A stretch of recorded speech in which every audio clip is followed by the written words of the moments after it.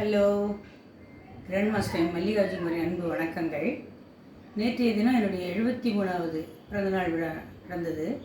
அதுக்கு என்னுடைய அருமை அண்ணன் ஜானகி வல்லமன் அவர்கள் எழுதிய கவிதையை, வாழ்த்து கவிதையை உங்களுக்கு நான் படித்து காட்ட போகிறேன். கவிதைக்கு செல்லலாமா?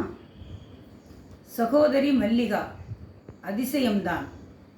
எலியும் பூனையும் ஒரே வளையத்தில் இருந்தாலும் ஒன்றுக்கொன்று இணைபிரியா அன்புடன். அதிசயம்தான். எலியும் பூனையும் ஒரே வளையத்தில் இருந்தாலும் ஒன்றுக்கொன்று இணைபிரியா அன்புடன். இலையுதிர் காலம் வசந்தம் அவள், இலையுதிர் கால வசந்தம் அவள்.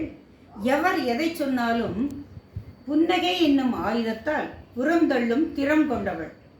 எவர் எதை சொன்னாலும் புன்னகை என்னும் ஆயுதத்தால் புறந்தள்ளும் திறம் கொண்டவள்.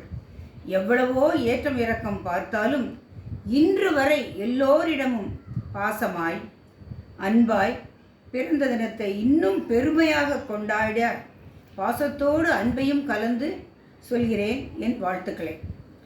எவ்வளவோ ஏற்றம் இறக்கம் பார்த்தாலும் இன்று வரை எல்லோரிடமும் பாசமாய் அன்பாய் பிறந்த தினத்தை இன்றும் பெருமையாக கொண்டாட பாசத்தோடு அன்பையும் கலந்து சொல்கிறேன் என் வாழ்த்துக்களை. இறைவா அருள்தாராய், அவள் என்றென்றும் என் தங்கையாய். இறைவா அருள்தாராய், அவள் என்றென்றும் என் தங்கையாய். இன்னொரு வாட்டி உங்களுக்கு படித்து காமிக்கிறேன். சகோதரி மல்லிகா, அதிசயம்தான். எலியும் பூனையும் ஒரே வளையத்தில். அதிசயம்தான். எலியும் பூனையும் ஒரே வளையத்தில் இருந்தாலும் ஒன்றுக்கொன்று இணைபிரியா அன்புடன். இருந்தாலும் ஒன்றுக்கொன்று இணைபிரியா அன்புடன். இலையுதிர் கால வசந்தம் அவள், இலையுதிர் கால வசந்தம் அவள். எவர் எதை சொன்னாலும் புன்னகை என்னும் ஆயுதத்தால் புறந்தள்ளும் திறம் கொண்டவள். எவர் எதை சொன்னாலும் புன்னகை என்னும் ஆயுதத்தால் புறந்தள்ளும் திறம் கொண்டவள்.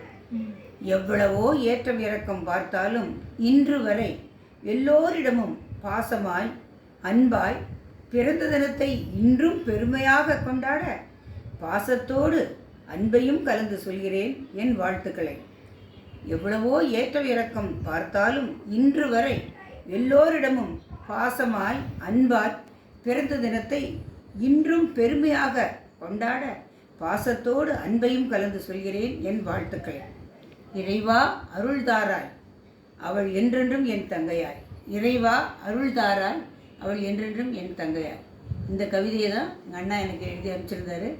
இது படிக்கிறதுக்கு அவ்வளோ சந்தோஷமாக இருந்தது. அதை உங்களோட பகிர்ந்துக்கலாம் அப்படிங்கிறதுக்காண்டி தான் இதை உங்களுக்கு கொடுத்துருக்கேன். வணக்கம்.